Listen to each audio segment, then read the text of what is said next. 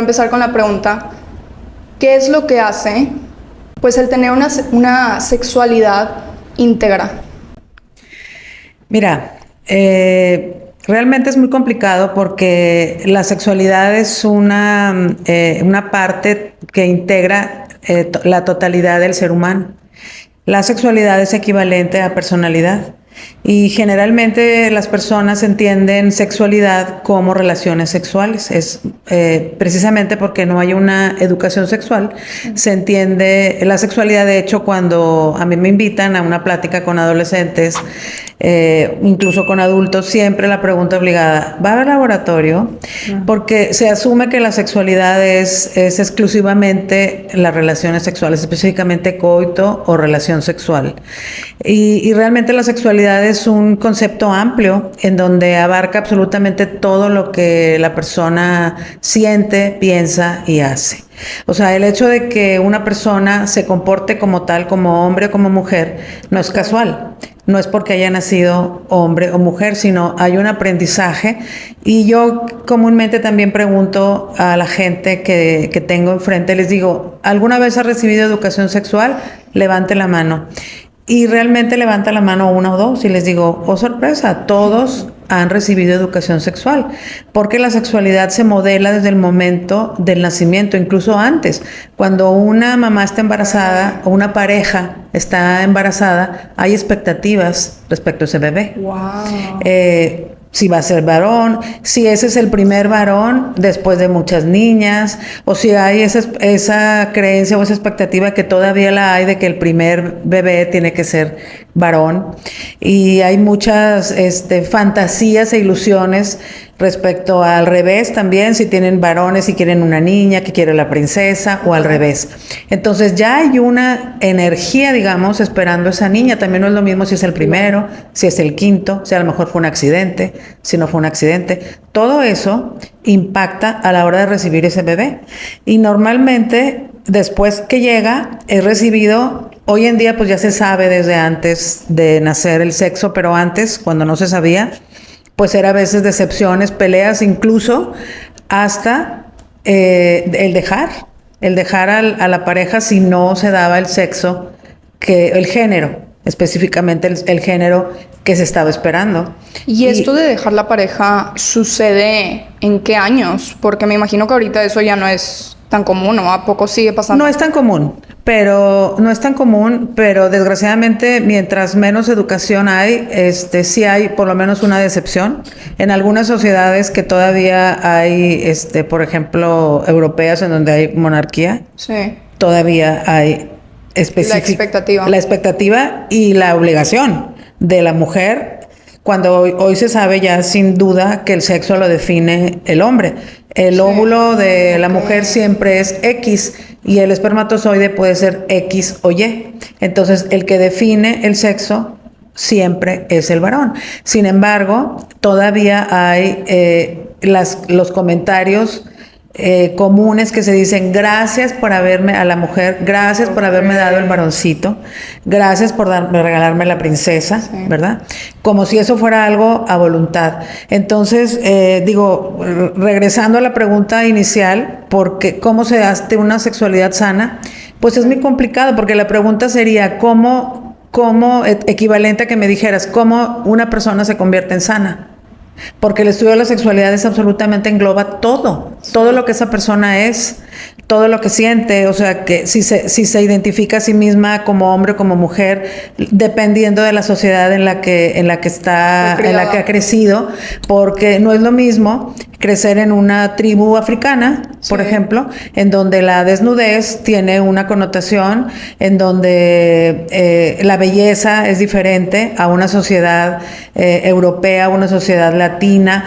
Las expectativas y los cánones de belleza también son sociales, entonces eso también impacta. Si hay una persona que no se ajusta, por ejemplo, a los cánones de belleza, probablemente esa persona va a tener un poquito más de dificultad de sentirse integrada a la sociedad, sobre todo al llegar a la adolescencia, en donde están los cuestionamientos si tengo espinillas, si no tengo espinillas. Claro. Y eso pareciera que eso no es sexualidad, sin embargo, todo eso es parte de la sexualidad. Pero entonces, a final de cuentas, el concepto de la sexualidad es un concepto que nosotros tenemos de nosotros mismos. O también, por ejemplo, ahorita que hablabas de las expectativas que los padres tienen ya desde el embarazo, ¿a poco esa energía luego se le transmite al niño, o al niño o a la niña, aunque todavía no haya nacido?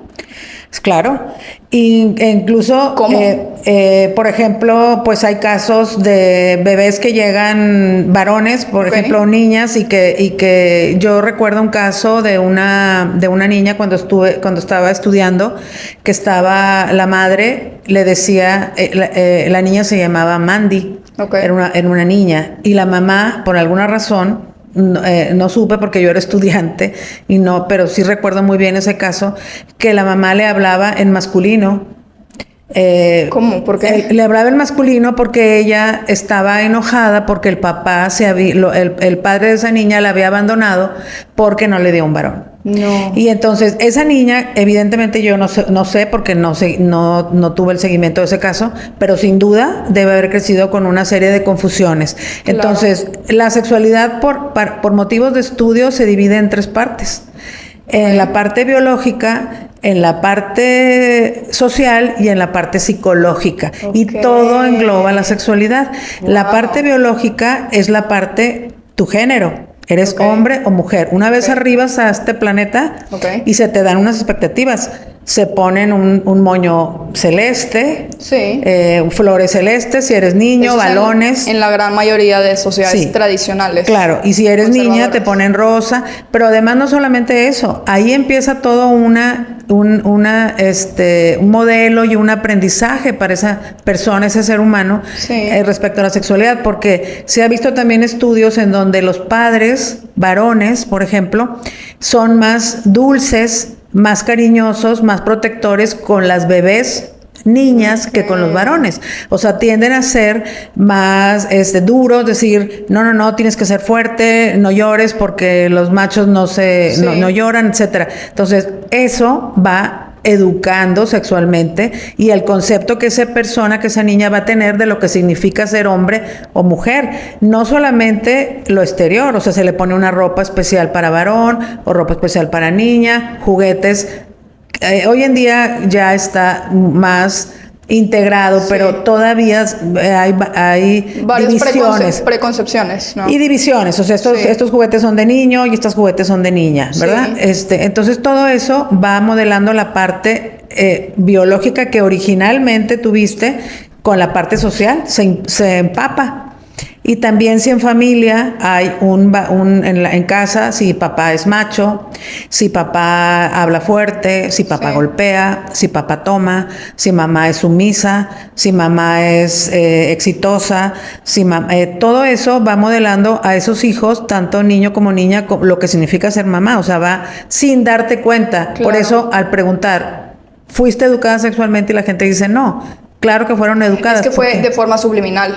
Claro, se va modelando lo que significa ser mamá. No es lo mismo, y eso es social, no es lo mismo lo que dije ahorita, una mujer que nace en África va a tener los senos al aire y nadie va... Sí, no lo van a ver como algo erróneo. No tiene una connotación erótica, en cambio, si tú aquí vas ahorita al patio con los senos al aire, obviamente vas a ocasionar un desorden, ¿verdad? Sí. Entonces, el concepto de la desnudez, por ejemplo, en 1800, en tiempos de